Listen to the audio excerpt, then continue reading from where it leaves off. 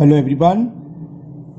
Today we will solve from question number 16 of exercise 20G class 7th RS Agarwal में। इससे पहले एक video में हम 1 to 15 तक के क्वेश्चन कंप्लीट कर चुके हैं, जिसका लिंक आप ये जो आई बटन देख रहे हैं यहाँ मिल जाएगा और मैं इसका लिंक नीचे डिस्कशन बॉक्स में भी दे दूंगा। Question 16 is one sides of a parallelogram is 16 centimetre and the distance of this side from the opposite sides is 4.5 centimetre.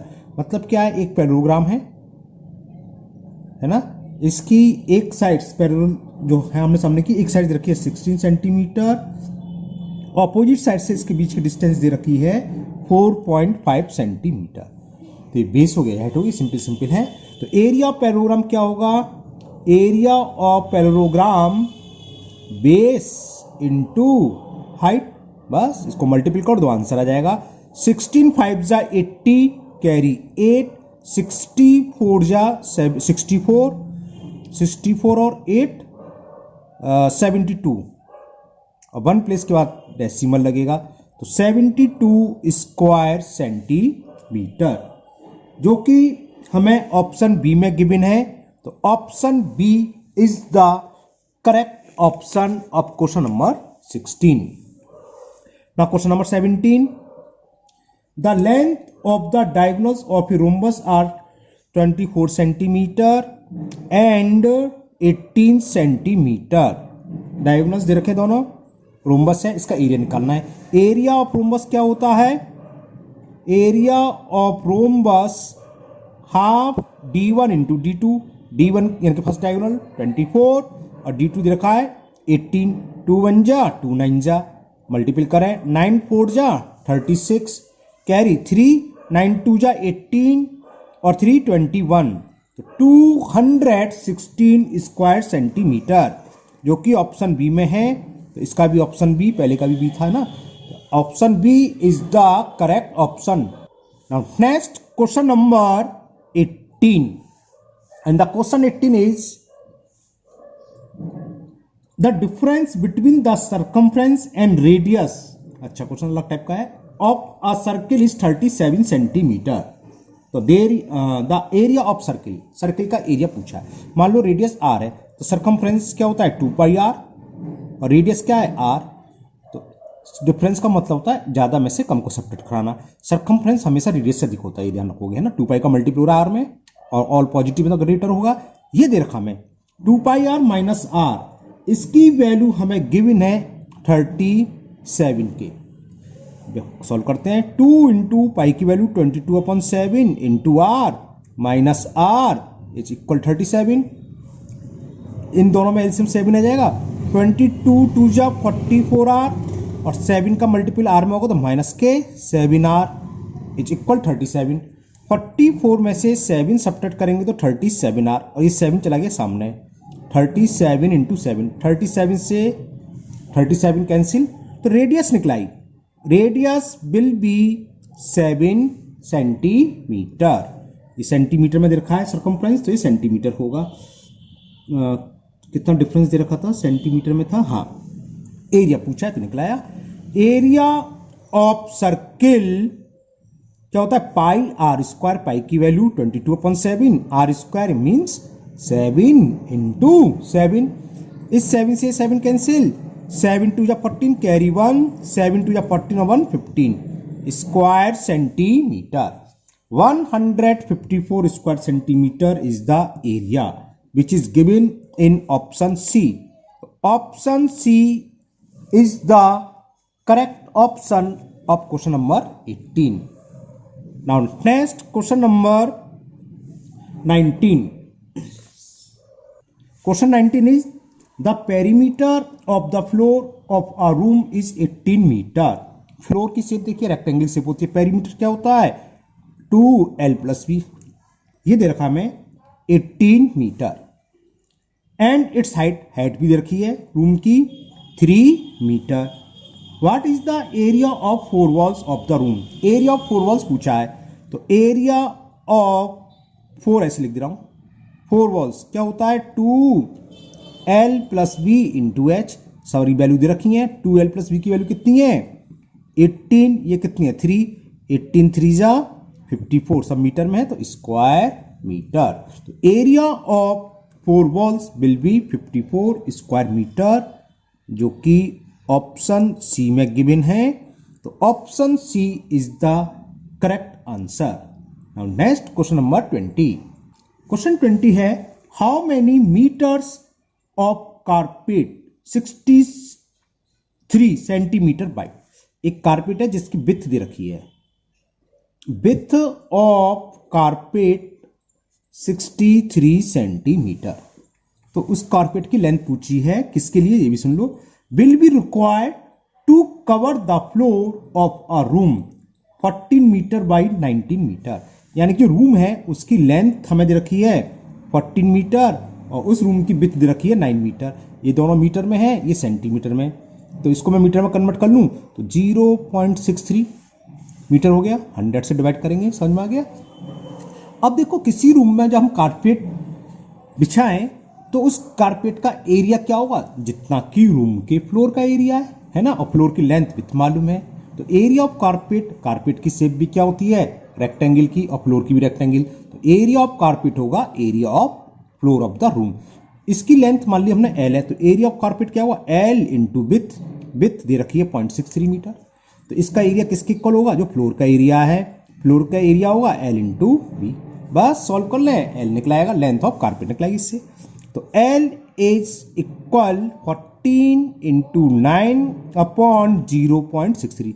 सबसे पहले डेसिमल का काम खत्म करते हैं, 2 प्लेस के बाद है तो 2 0 ऊपर मैंने इंसर्ट कर लिया।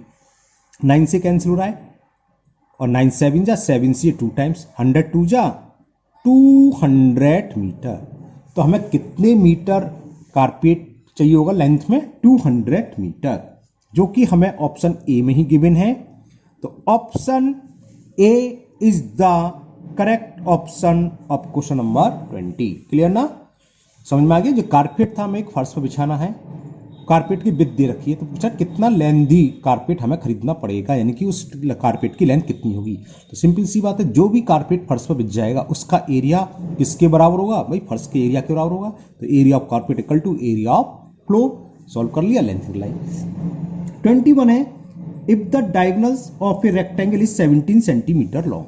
एक रेक्टेंगल दे रखा है, रेक्टेंगल की ये लेंथ ये विड्थ होती है और ये डायगोनल्स होता है, जानती हो है ना।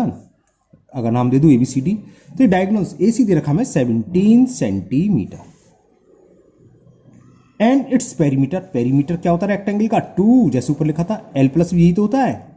ये हमें गिवन है 46 सेंटीमीटर। 2 से डिवाइड कर दूं, इससे क्या हुआ L प्लस बी की वैल्यू निकलाएगी 23। कैसे 46/2, तो L plus B is 23। Okay, यहां तक क्लियर। पूछा क्या है, find the area of rectangle. Okay, अच्छा सवाल है। एरिया ऑफ रेक्टेंगल और कुछ नहीं दे रखा, एरिया ऑफ रेक्टेंगल क्या होता है L इंटू बी।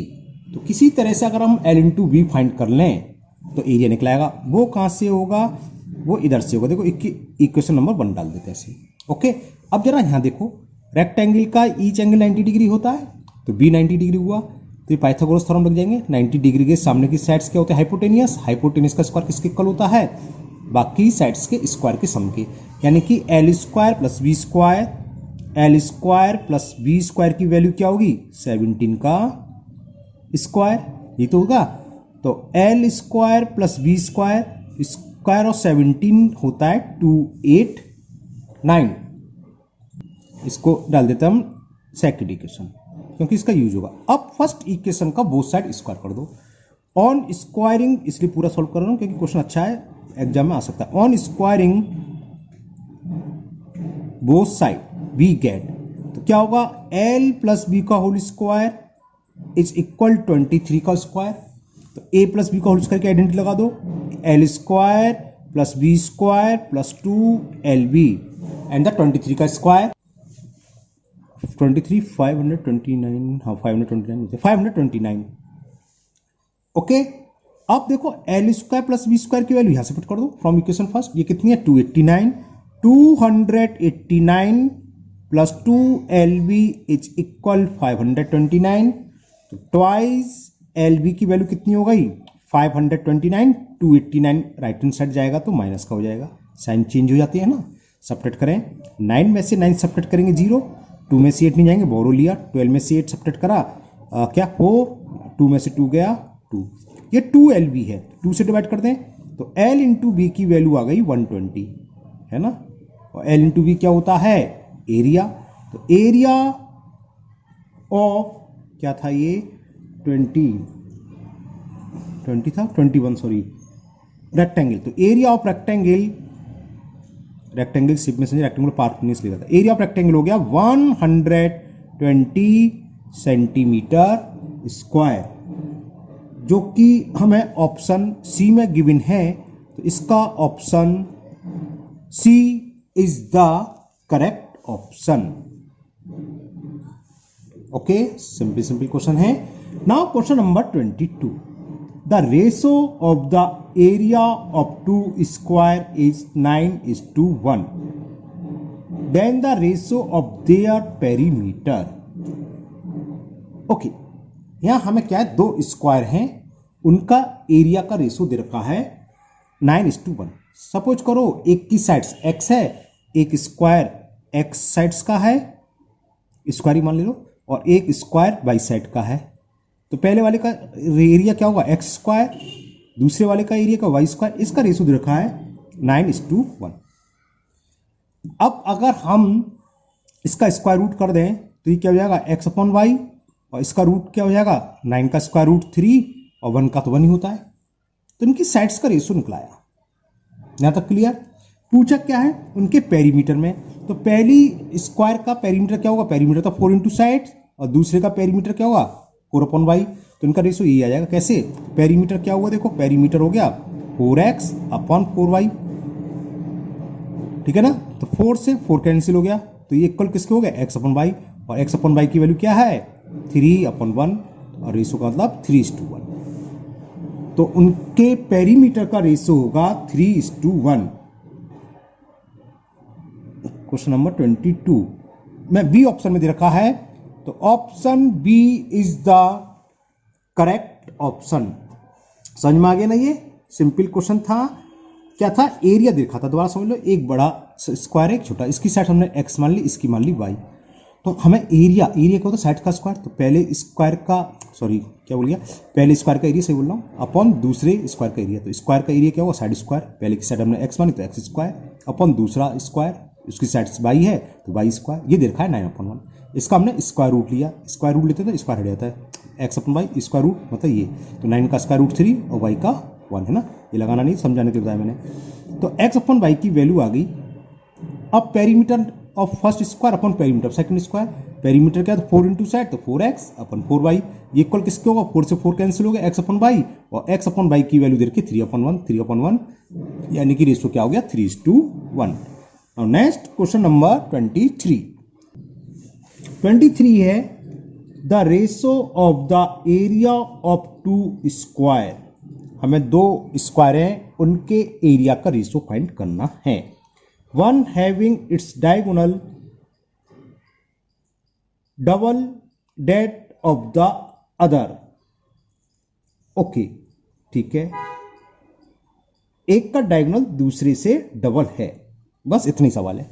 तो लेट द डायगोनल्स आर,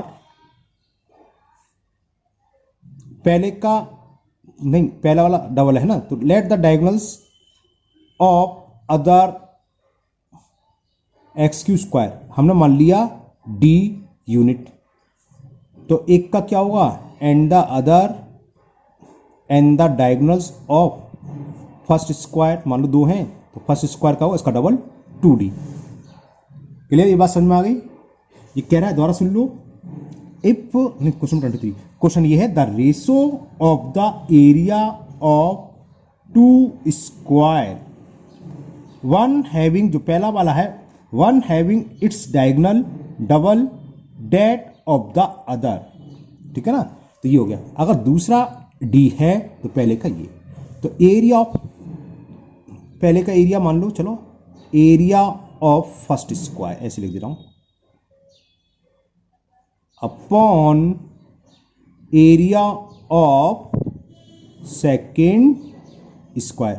जब डायगोनल्स दे रखा होता है तो एरिया क्या होता है, हाफ d1 स्क्वायर। ये फर्स्ट का डायगोनल्स कितना है 2, तो 2d स्क्वायर होगा, समझ में आ गया। और ये हाफ d स्क्वायर, दूसरे डी हाफ से आप कैंसिल, तो ये कितना हो गया 4d square upon d square, 4 से 4 कैंसिल, सॉरी d स्क्वायर से d स्क्वायर, 4 अपॉन 1, कितना हो गया 4:1, जो कि हमें ऑप्शन डी में गिवन है।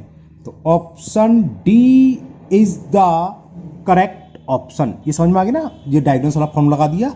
ये कह रहा है जो पहला वाला जो ऊपर जो लिखेंगे, पहले से मतलब जो ऊपर लिख रहे हैं उसका स्क्वायर का डायगोनल्स दूसरे वाले से डबल है।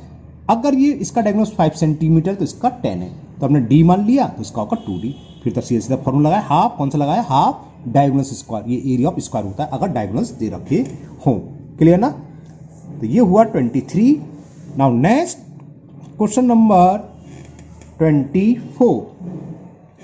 अब तो वीडियो थोड़ी कम आएंगी या रात को बनी हुई आएंगी, क्योंकि भागवत शुरू हो रही है कल से हमारे यहाँ। अभी भी बाहर हल्ला है, बैंड बज रहा है, कलश यात्रा निकल रही है, सुनाई दे रही है शायद थोड़ी बहुत। तो दिन भर यह माइक चलता है। तो अब वीडियो देखते हैं कैसे बनती है। रात में भी होता क्या है, भागवत से पहले भी माइक चल रहा है इनका 2-2 3-3 घंटे पहले, बाद में भी चल रहा है। तो वीडियो कब बनाएंगे, स्कूल से हम 3 बजे तक आते हैं। ओके चलिए, जो भी है प्रभु का नाम भी सुनना चाहिए। Okay question number 24। The area of rectangle 144 metre long is the same as that the square of sides 84 the width of the rectangle. तो सिंपल सा है, क्या है पहले तो समझ लो। हमें ये दे रखा है कि एरिया ऑफ रेक्टेंगल, एक रेक्टेंगल है, इसका एरिया इक्वल है area of square. Area of rectangle क्या होता है, लेंथ इनटू विड्थ। लेंथ इसकी दे रखी है, विड्थ फाइंड करनी है। लेंथ 144 दे रखी है, 144 मीटर, और स्क्वायर की साइड्स दे रखी है 84 मीटर। एरिया ऑफ स्क्वायर क्या होता है, साइड इनटू साइड। निकला ही विड्थ इजिली, तो बी की वैल्यू क्या होगी 84 इंटू 84 अपॉन 144। देखो 12 से कहा था, 12 जा होते हैं 144, और 12 7 जा 84, 12 1 जा 12 7 जा 7 7 जा 49। तो उस रेक्टेंगल की विड्थ हो गई 49 मीटर, जो कि ऑप्शन सी में गिवन है। तो इसका option C is the correct option of question number 24। Now next question number 25। Question 25 is, एक मिनट मोबाइल हिल गया, सीधा कर दें। The ratio of the area of a square of sides A and that of an equilateral of side A. अच्छा, एक square की भी साइड ए दे रखी है, इक्विलेटरल ट्रायंगल की भी ए दे रखी है, इनका रेशो फाइंड करना। ये भी इजी है।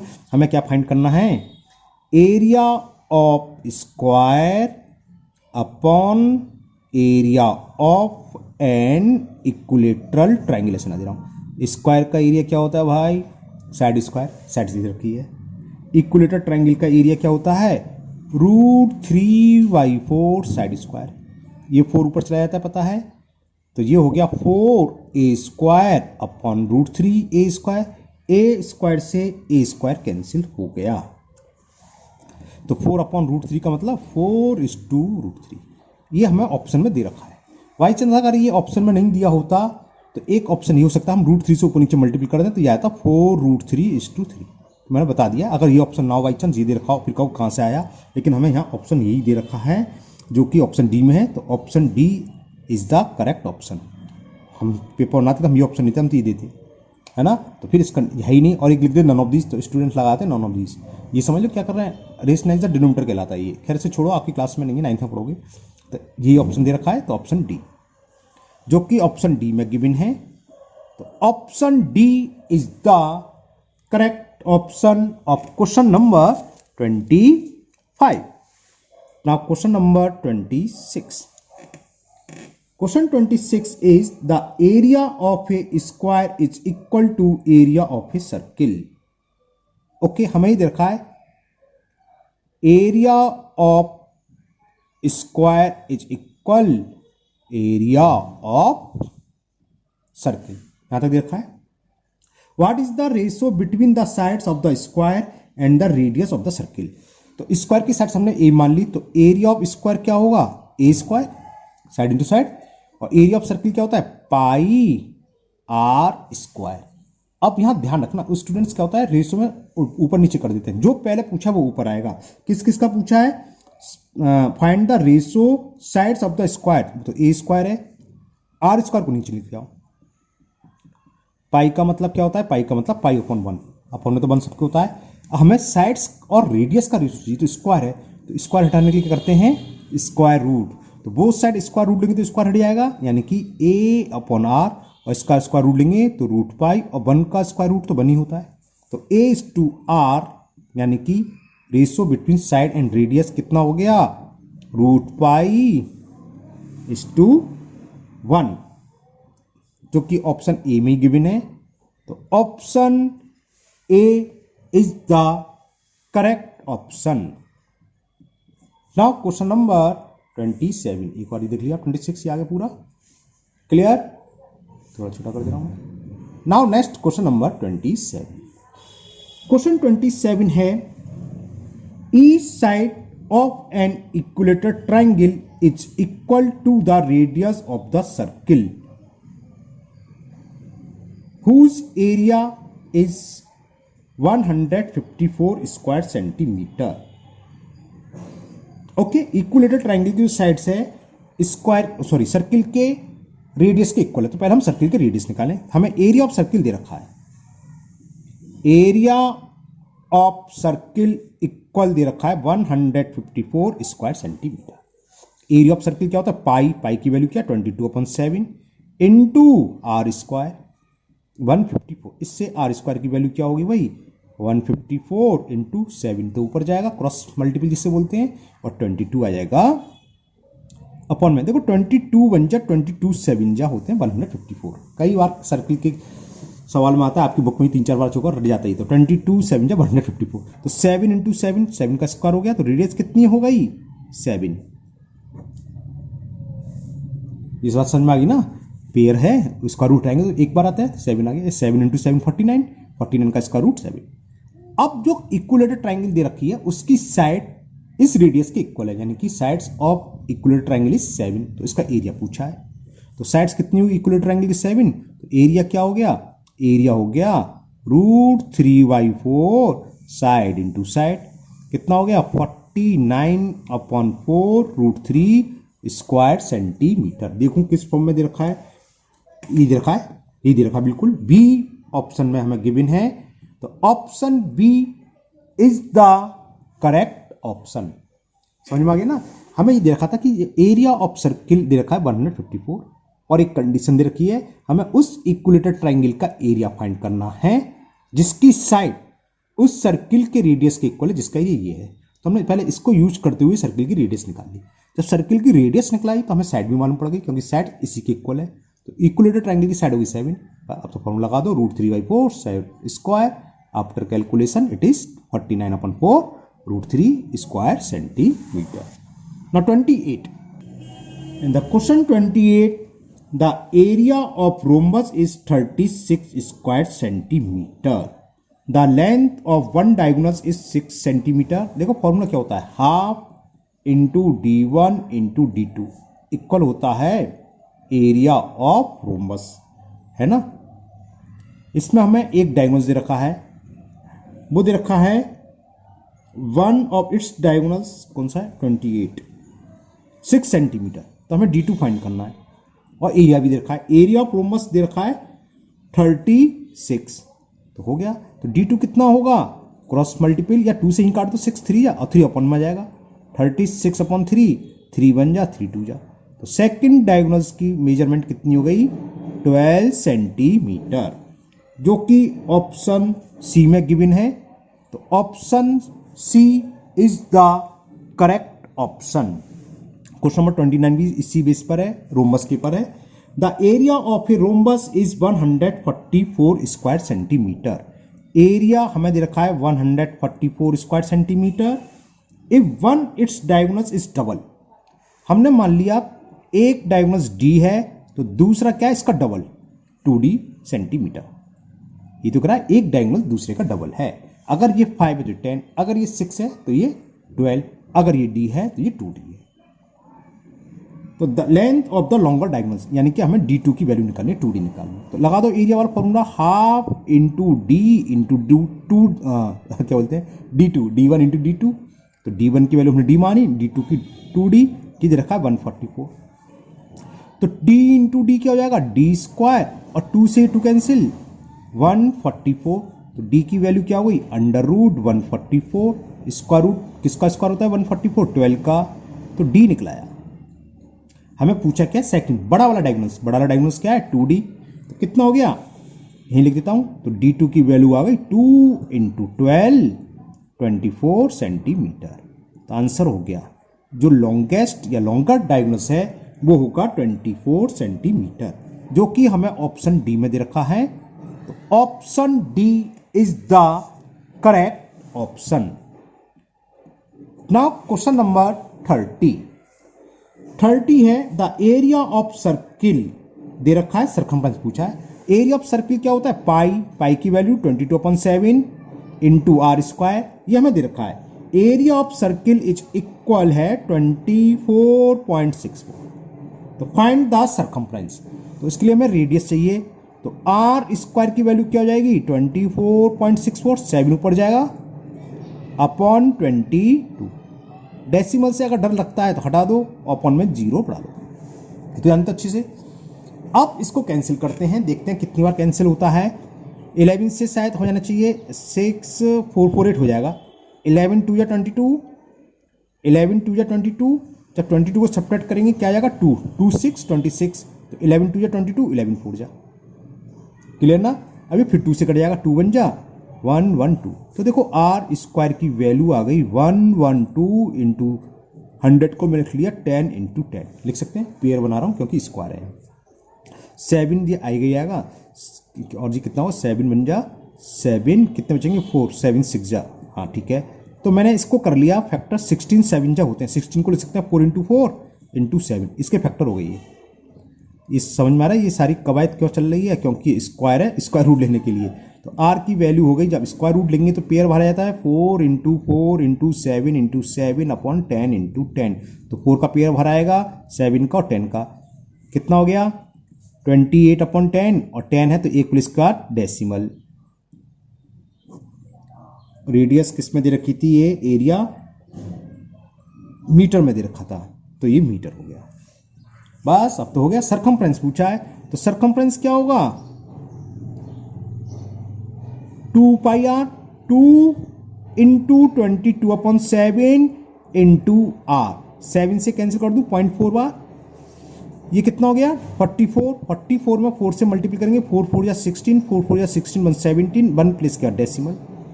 थोड़ा जल्दी कर दिए, समझ में आ गया ना। 2 का मल्टीप्लाई 2 2 जा 4, 2 2 जा 44, 4 का मल्टीप्लाई कर दो, 4 4 या 16 कैरी 1, 4 4 या 16 1 17, 1 प्लस क्या डेसिमल। तो ये आंसर हो गया।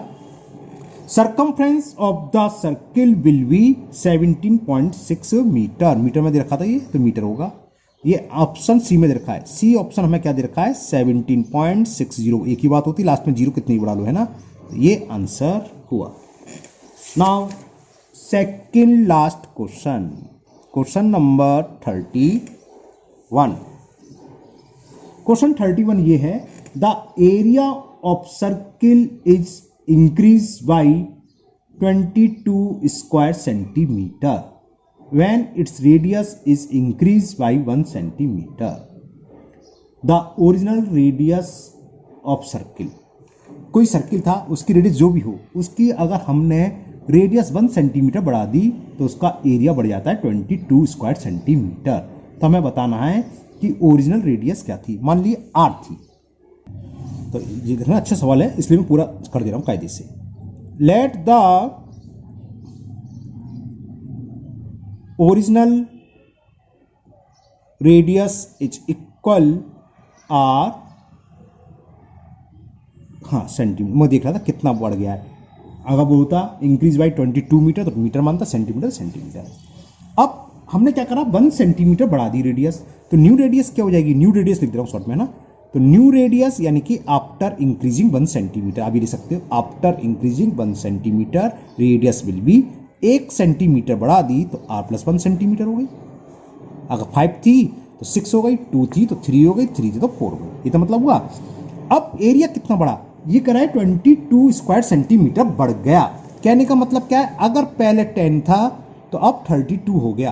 तो जब बड़ा हुआ है, बड़े में से अगर पहले वाला एरिया सब्ट्रैक्ट करेंगे तो क्या आएगा 22। ये तो मतलब है, बात समझ में आ गया। तो बड़ा एरिया रेडियस ही है, इसके सर्किल के, इस वाली रेडियस के सर्किल के एरिया में से इसको सब्ट्रैक्ट कर दें तो आंसर क्या आएगा 22। बात समझ में आ गई, लिख दूं। According to question area of circle होता है पाई आर स्क्वायर। अब नए सर्किल की रेडियस तो ये है, बढ़ने के बाद आर प्लस 1 तो इसका स्क्वायर लगेंगे, माइनस ओरिजिनल सर्किल का एरिया पाई आर स्क्वायर, ये इक्वल आएगा 22। यहां तक बात समझ में आ रही है। देखो इन दोनों में कैलकुलेशन इजी करने के लिए मैं पाई कॉमन ले लेता हूं। मैंने पाई ले लिया कॉमन, तो ये क्या बचेगा, आर प्लस 1 का whole square minus R square, ये तो बचेगा 22। इजी क्यों हो जाएगी बताता हूं, क्योंकि 22 से 22 कैंसिल हो जाएगा। क्यों, पाई की वैल्यू क्या होती है भाई 22/7। बात समझ में आ गई। अब आप 7th क्लास में 8th में होती है तो मैं आपको ये करा देता ए स्क्वायर माइनस बी स्क्वायर वाली आइडेंटिटी, लेकिन छोड़िए, ए प्लस बी का होल स्क्वायर लगा दीजिए। क्या होता है ए स्क्वायर, कायदे से आइडेंटिटी तो ये भी नहीं है ना, आर मतलब 7th में नहीं है, R square plus B square plus 2ab, 2 into R into 1, 2ab का मतलब 2 इंटू ए की जगह क्या है आर इंटू 1, तो कितना है 2 1 जा 2 2r, ये 2r हो गया, क्लियर। और माइनस आर स्क्वायर ये इट्स इक्वल 22। देखो आर स्क्वायर से ही आर स्क्वायर कैंसिल, ये तो जानते हो, नहीं जानते है, जानते हो, चलो नहीं जानते मान लो तो ये लो 1 प्लस 2r इज इक्वल 22। 7 तो ऊपर जाएगा और 22 अपन में आएगा, 22 से 22 कैंसिल, तो 1 प्लस 2r, तो 2r की वैल्यू क्या हो गई, सामने 7 है और 1 जाएगा राइट हैंड साइड में तो -1। 7 में से 1 सब्ट्रैक्ट करेंगे तो कितना आएगा 6, तो रेडियस निकलाई 6/2। तो क्या पूछा था, फाइंड द ओरिजिनल रेडियस, तो ओरिजिनल रेडियस हो गई 3 सेंटीमीटर।